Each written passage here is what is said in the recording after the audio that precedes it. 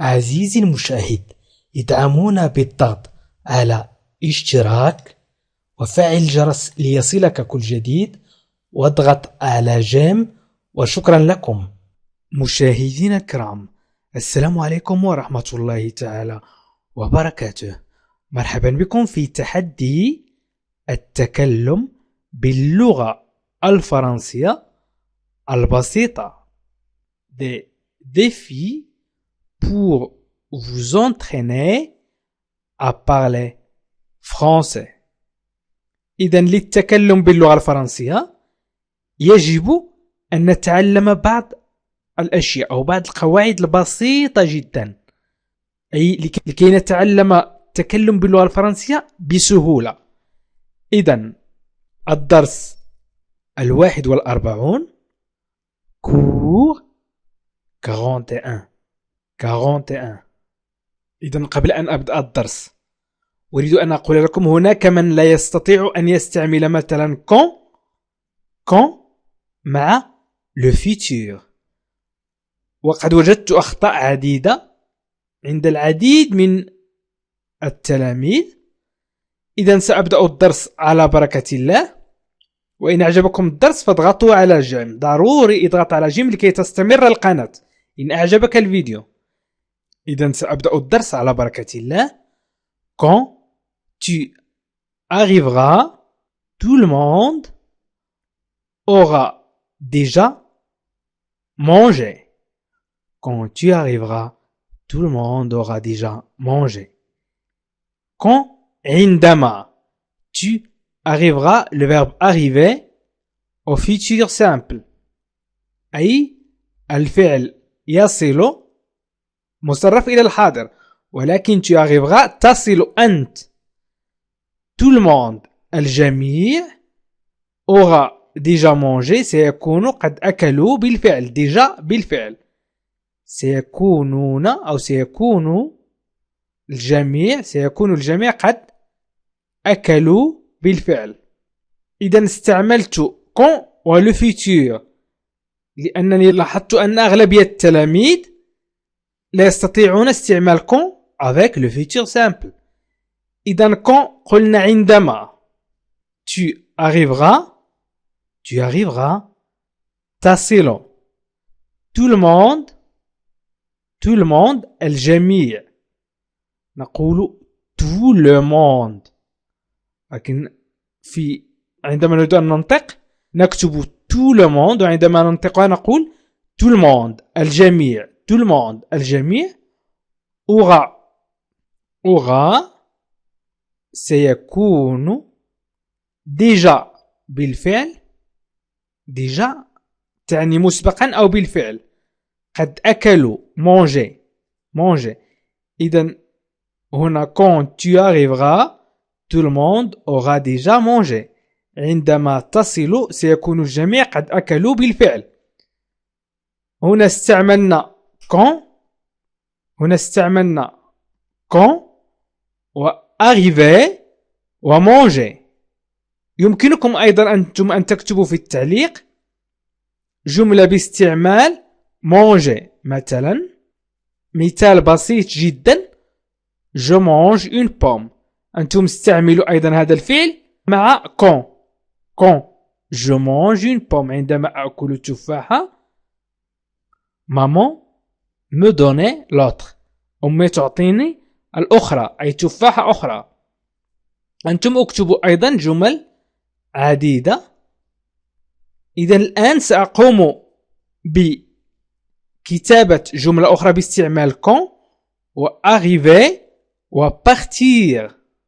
إذا أنتم حاولوا أن تكتبوا ما أقوله الآن. quand nous arriverons à la gare، حاول أن تكتب في التعليق quand nous arriverons à la gare. أنا سأكتب الجملة quand nous arriverons à la gare. هل ما كتبته صحيح أم خطأ؟ دائما ضع بوز عندما أقول لك قم بشيء، اضغط على بوز أو أوقف الفيديو ثم اكتب ما أقوله لك. quand nous arriverons à la gare le train sera déjà partie أي quand عندما دائما nous arriverons نصل قلنا tu arriveras تصل nous arriverons نصل à la gare à إلى la gare لا تعني ال gare تعني محطة le train le تعني ال train تعني قطار sera سيكون déjà بالفعل مثلا déjà parti قد غادر أو قد غادر بالفعل أو قد غادر مسبقا إذن quand nous arriverons à la gare le train sera déjà parti quand nous arriverons à la gare le train sera déjà parti إذن دائما quand تعني عندما nous arriverons قلنا la conjugaison du verbe arriver au futur أي تصريف الفعل يصل إلى الحاضر باستعمال le pronom nous أي الضمير نحن نصل nous arriverons نحن نصل à la gare إلى المحطة يمكن أيضا أن تكتبوا أنتم جملة quand nous arriverons à la gare مثلا اكتب quand nous arriverons à l'école quand nous arriverons à la maison إذن اكتب جمل عديدة باستعمال quand و arriver au futur إذن quand nous arriverons à la gare أعيد معي quand nous arriverons à la gare le train sera déjà parti quand nous arriverons à la gare le train sera déjà parti عندما نصل إلى المحطة القطار سيكون قد غادر الآن سأحاول أن أضع quand في وسط الجملة يعني يمكن لكم أن تربط بين جملتين ركز معي يمكن أن تربط quand بين جملتين سنقول مثلا il ira jouer quand il aura fait ses devoirs il ira jouer quand il aura fait ses devoirs il ira jouer سوف يلعب il ira jouer سوف يلعب quand عندما il aura fait ses devoirs سيقوم بواجباته أو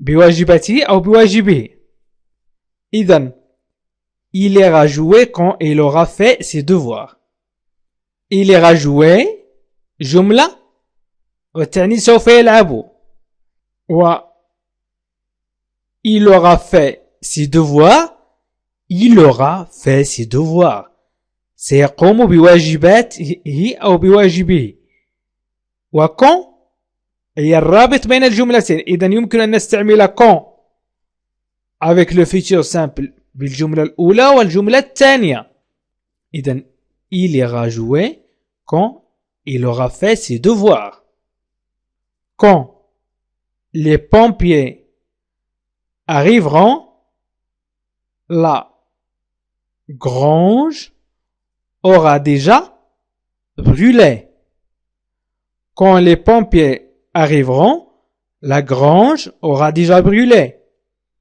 quand عندما les pompiers arriveront سيصل رجال الإطفاء les pompiers arriveront أي سيصل رجال الإطفاء la grange aura déjà brûlé ستكون الحظيرة قد احترقت بالفعل لاحظوا أنني أستعمل ديجا لكي تعرفوا معناها quand تعني عندما les pompiers هم رجال الإطفاء أو رجال الوقاية المدنية أي يقومون بإخماد الحريق وإسعاف الضحايا إذن les pompiers arriveront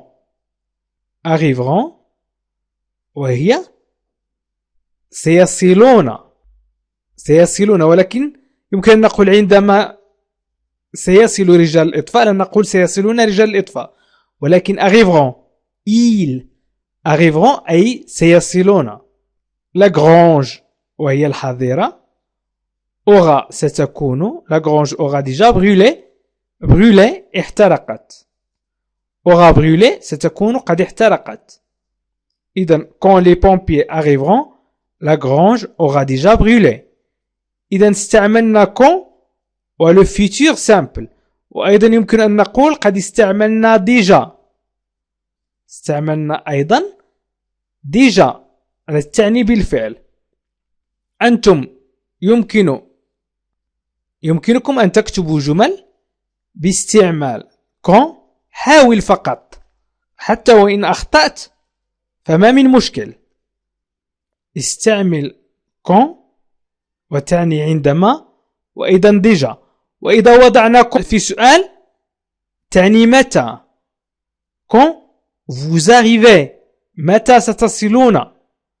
إذن استعمل quand و déjà أو اكتب معناهم في التعليق. وأيضا حاول أن تضغط على جيم إن أعجبك الفيديو لكي تساعد القناة على الاستمرارية. لكي تستمر القناة يجب أن تضغطوا على جيم إن أعجبك الفيديو. وشكرا لكم، وإلى لقاء آخر فيديو آخر إن شاء الله.